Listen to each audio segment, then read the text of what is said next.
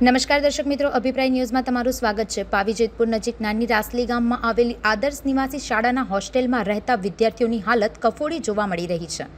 છોટાઉદેપુર જિલ્લો એ આદિવાસી બહુમૂલ્ય ધરાવતો વિસ્તાર, જ્યાં ગરીબ પરિવારના બાળકોને શિક્ષણ માટે ગુજરાત સરકારની કરોડો રૂપિયાની ગ્રાન્ટ ફાળવવામાં આવે છે, પણ નાની રાસલી ગામના આ આદર્શ નિવાસી શાળામાં લગભગ 135 વિદ્યાર્થીઓ અભ્યાસ માટે રહેતા હોવા છતાં તેમને યોગ્ય ભોજનની અનિશ્ચિતિ, ગંદા સંડાસ અને બાથરૂમની દુર્ગંધ સહિતની સમસ્યાઓનો સામનો કરવો પડે છે।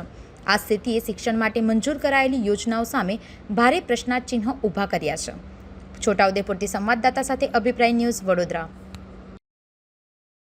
વધુ સમાચાર જોવા માટે અમારી યુટ્યુબ ચેનલને સબસ્ક્રાઇબ કરો અને જોડાયેલા રહો ફેસબુક, ઇન્સ્ટાગ્રામ અને ટ્વિટર પર।